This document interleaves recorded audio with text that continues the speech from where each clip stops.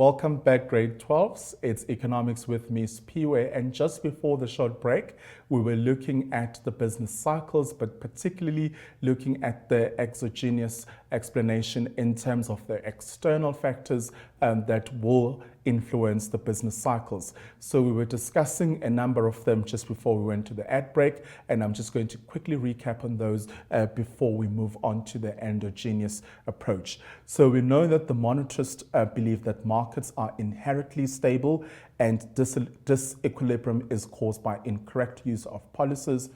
For example, the monetary policies. So remember, this is an independent factor which is outside the market, but somehow it does impact on the upswing and the downswing of the business cycles. We also spoke about the weather conditions, we spoke about the drought and the impact that it has on economic activity. Government intervention is another issue. I said that you can actually have a class debate on this. There could be people who are for and people against government interventions. Then we also spoke about the sunspot theory base, which believes that solar radiation causes changes in weather conditions. We also spoke about technology. We said that changes in technology also contribute towards the upswing and the down swings in terms of the business cycles, because firms constantly have to find themselves keeping up with all the latest changes and trends and developments that are happening in the world of technology in order to keep and gain the competitive advantage. Moving on to the endogenous explanation. So the endogenous variables are dependent variables. This follows the belief that economic growth is primarily the result of endogenous and not the external forces. So we believe that these dependent variables which are found within the market are the ones that contribute to the business cycle. So this is often called the Keynesian view. A lot of textbooks refer to it as the Keynesian view. The Keynesian approach holds the view that markets are inherently unstable and therefore government intervention may be required. So let's just go back to what we said about the exogenous. So we know that here it says that factors that can influence business cycles originate outside the economy. Okay, so that was an interesting point to note. And then just moving further down here, I think it's on the next page, so I'm just going to go into it. Yes, it's over here. So it says that markets are inherently stable, so they don't need government intervention. Okay, and the disequilibrium is caused by incorrect use of policies, for example, the monetary policy. Where else, when we look at the endogenous, it says that the markets are inherently unstable, and therefore we need to have government intervention in that process in order to manage and come up with ways to make sure that the markets stabilize. Okay, so that's the first point, and we know that this is a Keynesian view approach, and then they believe that government intervention may be required. Okay, so when you have that debate in class, you can talk about why you think that government intervention is important when we are looking at business cycles. Remember, economic policy or monetary policy, policies in general, financial policies are made by government, and the business sector will then have to carry out or implement those policies, and those policies do play a huge role when we have to make those economic decisions, because we need to ensure that whatever we do is in line with the monetary policies that are set out by the government.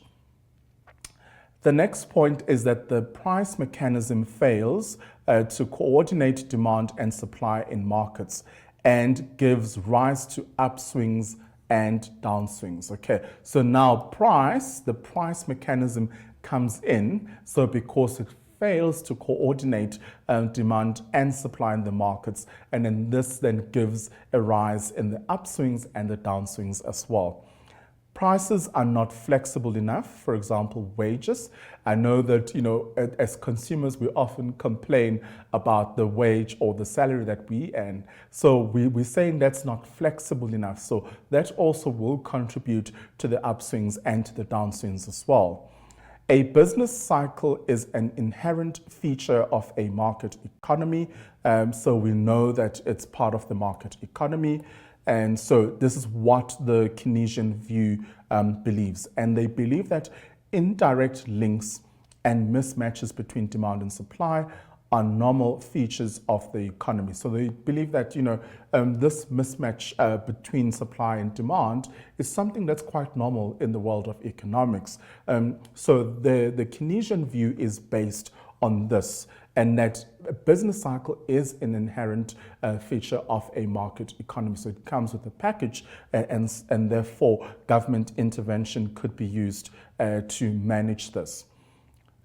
All right, so let's look at the types of cycles that one would possibly find, and then we'll chat a bit about them. So the types, so the business cycle is one kind of cycle found in market economies, but there are other cycles that we can find. So the other less obvious kinds occur less regularly. So these ones don't happen quite often, hence we don't spend too much time studying them and going over them because they don't happen regularly.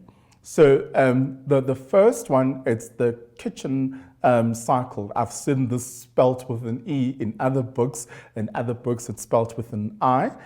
So the kitchen cycles last between 3 to 5 years, and they are caused by adapting in inventory levels in business. Okay, so what you need to know about these other examples is the time frame, how long they last. Okay, so the duration, and also what causes them. So the inventory levels in business will cause the kitchen cycles. And the juggler cycles last from 7 to 11 years and are caused by changes in net investments by government and businesses. Okay. So with this, you just need to know the duration, how long they last, and what causes them. And the Kuznets cycles last between 15 to 20 years, and they are caused by changes in activity in the building and construction industry. So these ones are very specific. They are industry specific, and they are in the building and construction industry. So just when we talk about activity around the building and construction, and then it will be under the Kuznets cycle. Okay, and then it happens between 15 to 20 years. Okay, and the Gr12 cycles, these last longer than 50 years. Okay, so just going to pull down my screen. Awesome, there we are. So they last longer than 50 years, and they are caused by technological innovations, wars, and discoveries of new deposits of resources, for example, gold. Okay, so when there's a huge discovery of a mineral like gold, it will create such an upswing because it could bring an economic buzz, and that will have an upswing because people have to be employed to process, and the mining industry will experience a huge upswing because of the number of economic activity that will be happening in that sector. So these are the other cycles that we don't often hear about, but I thought it could be quite interesting for us just to know that, there isn't just the business cycle, but there are other cycles that come across less regularly. But I think as students who are studying economics, it's important for us to broaden our knowledge when it comes to cycles and economic activity as well.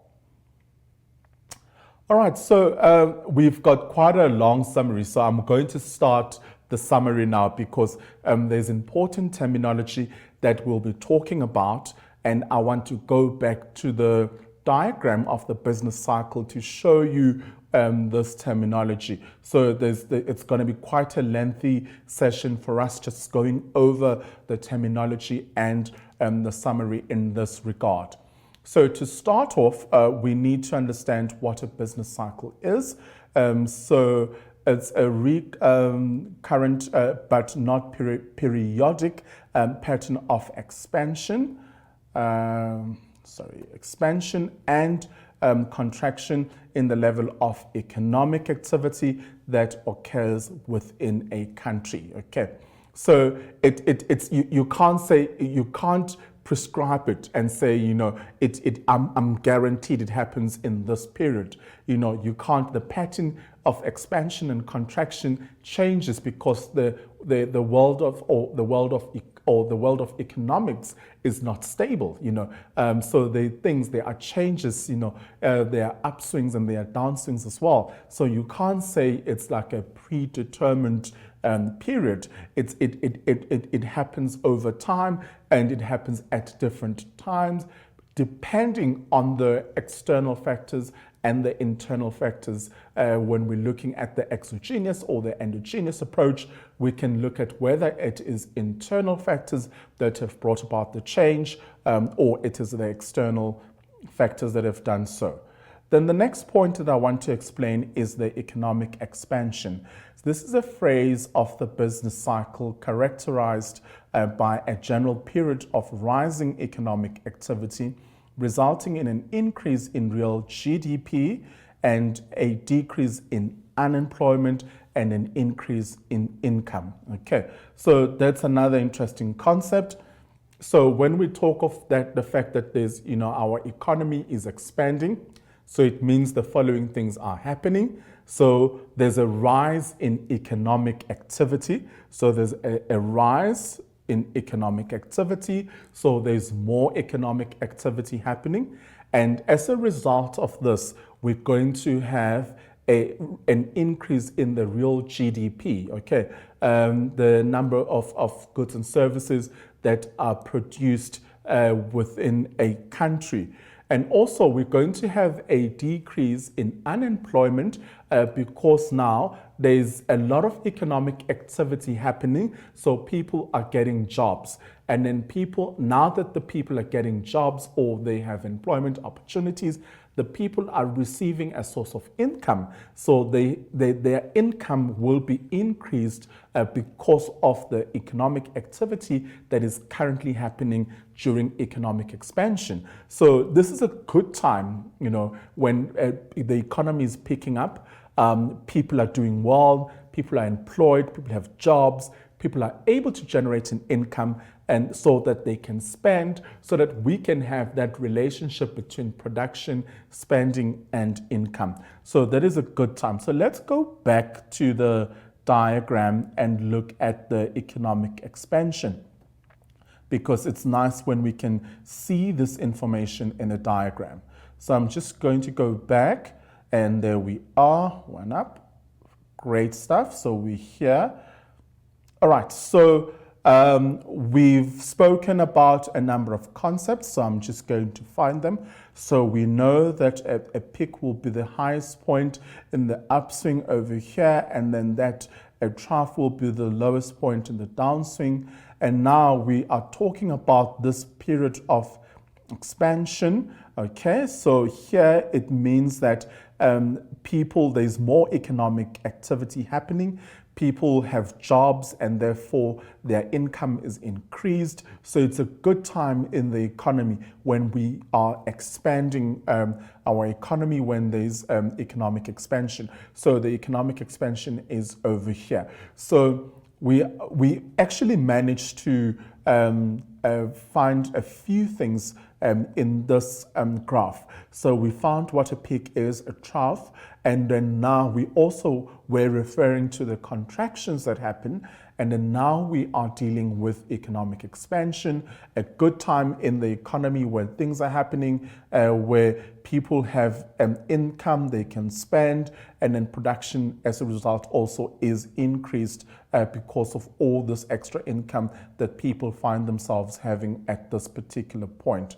Okay, all right, so it's good for the GDP, it's good for the level of employment, it's also good for income as well.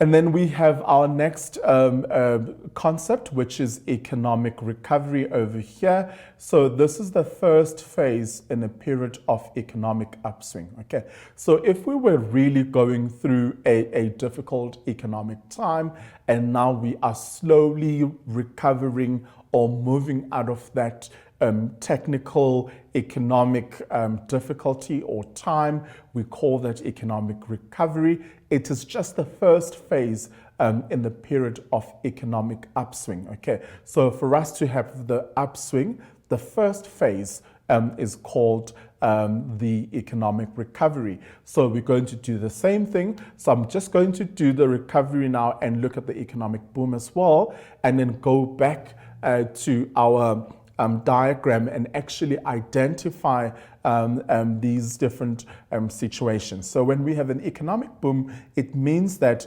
or it is a phase of the business cycle following a recovery in which the economy is at full or near full employment. Okay, so there's a link between these two. Okay, so here we said it's the phrase that refers to the first phase of economic upswing, and then here a phase of the business cycle following recovery in which the economy is at full or near full employment. Okay, so if all the people are almost employed or all the people are employed, wow, that's the ideal situations, because it means that now we all have money to spend. We are all receiving income. So we are able to sell our factors of production into the firms, and the firms are giving us income, and therefore we are boosting the economic activity. We are all able to access the goods and services that we want. So that is an exciting period to find yourself in. So that's quite an interesting phase in the business cycle following the economic recovery. What we're going to do now, we're going to take a short break, and then after the break, I'm going to go back to the diagram of the business cycle so that we can look at the economic recovery and the economic boom. For right now, we're just going to take a short break, and I will see you right after this.